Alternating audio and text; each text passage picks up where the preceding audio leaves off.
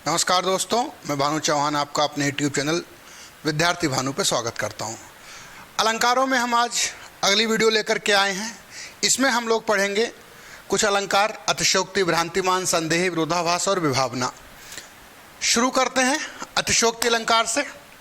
अतिशयोक्ति का मतलब होता है बहुत गप्पे मारना, किसी बात को बहुत बढ़ा चढ़ा के कहना। आपने देखा होगा बहुत से लोग ऐसी बातें कहते हैं कि हमें ये डाउट होने लगता है कि ये बात सच है भी या नहीं सच है।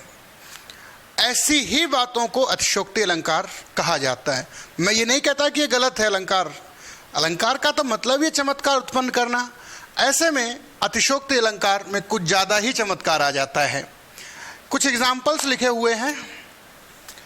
तूने काजल लगाया, दिन में रात हो गई। आप खुद ईमानदारी से बताओ, क्या ऐसा हो सकता है कोई काजल लगाए और सूरज पूरा ढक जाए, रात हो जाए? संभव तो नहीं है, परंतु अलंकार है, मानना ही होगा हमारे लिए। दूसरा है पानी परात को हाथ गयो, नहीं नैनन के जल से पग धोए। बड़ा अच्छा एग्जाम्पल है।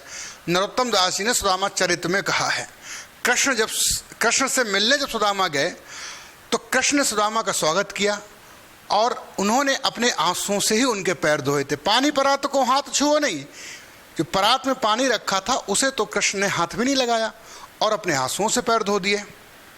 संभव तो नहीं लगता है, लेकिन अतिशयोक्ति अलंकार है तो मानना ही पड़ेगा।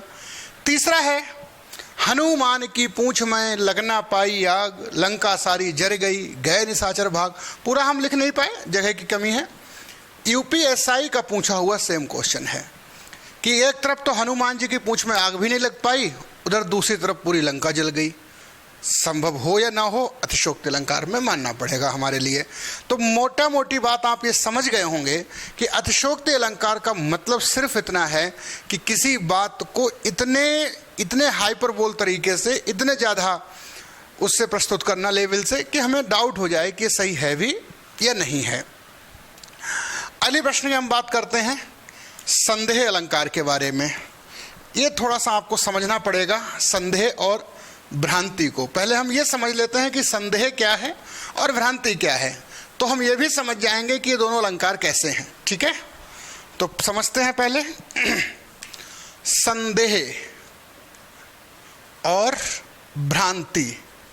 देखिए, सीधा सा मतलब डाउट और भ्रांति का मतलब होता है गलतफहमी। आप लोग जानते ही हैं।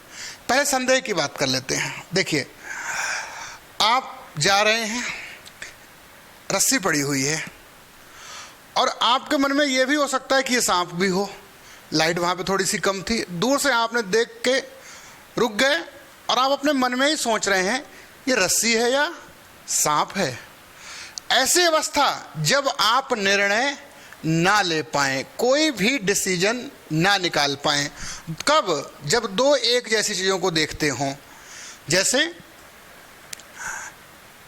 आपने पढ़ा होगा, देखा होगा, सारी विच नारी है कि नारी विच सारी है।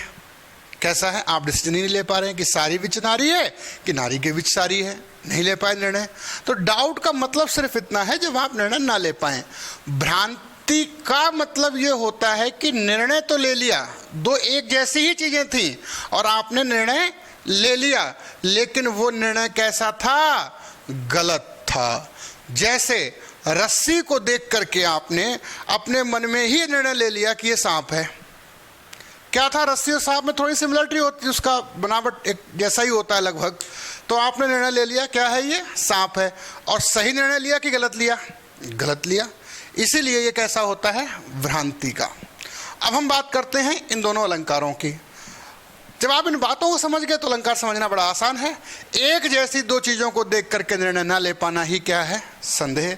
रस्सी है या सांप, चेहरा है या चांद खिला, पता ही नहीं है क्या हुआ है, डाउट में है कंडीशन। ध्यान रखेंगे आप इसके लिए। एक और यहाँ पे आप ध्यान रखना चाहें तो सारी विच नारी है। पढ़ा होगा आपने कि नारी विच सारी है, पता ही नहीं है क्या है। ये भी आप ध्यान रखना, एक अच्छा एग्जाम्पल है। आगे बढ़ते हैं। भ्रांतिमान में भी कंडीशन वही है, निर्णय लिया, गलत लिया। एग्जाम्पल यहाँ पे लिखा हुआ है कि नाक का मोती अधरों की कांति से, बीज दाड़िम का समझकर भ्रांति से, सहसा हुआ सुकमौन है, सोचता है ये दूसरा सुख कौन है। ये दरअसल एक एग्जाम्पल है, मैं आपको बता दूं। एक नायिका के, एक महिला के नाक में मोती था और वो मोती उस अधरों की कांति से थोड़ा सा चमक गया था, तो आधा सफ़ेद और आधा लाल दिख रहा था। आप समझते हैं जैसे अनार के दाने की स्थिति होती है। बीज दाड़िम का मतलब अनार का दाना। दूसरी तरफ बैठे एक तोते ने देखा तो वो उसको एक दूसरा तोता ही मान बैठा। बीज दाड़िम का समझकर भ्रांत, उसने मोती को क्या मान लिया? दाड़िम का बीज मान लिया। ये हमारा कैसा अलंकार है? भ्रांतिमान है। आपने और भी अलंकार पढ़े होंगे कि माँ के सिर पर देख देख दो चोटी, भाग उठा मुन्ना भय मान के सर पे नागिन लेटी। माँ को देख करके, बालों की चोटी को देख करके मुन्ना ने जो है ये मान लिया कि ये क्या है? नागिन है। तो ये अलंकार तीनों हो गए हमारे, संदेह, भ्रांति और आपका अतिशयोक्ति। अगले दो अलंकार हैं आपके पास, विभावना अलंकार है, वो भी हम आपको पढ़ाएंगे अभी, और फिर हम आपको पढ़ाएंगे विरोधाभास। ये भी दो अलंकार पढ़ने के बाद आप देखेंगे। देखिए, पहले हम बात कर लेते हैं विरोधाभास की। विरोधाभास ये शब्द ही अपने आप में बता देगा कि क्या है, कि विरोध प्लस आभास। विरोध प्लस आभास होता क्या है बच्चों?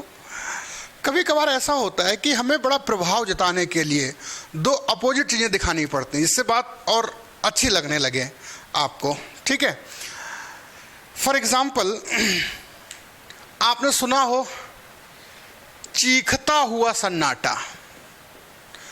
अब भाई या तो सन्नाटा होगा या चीखता होगा।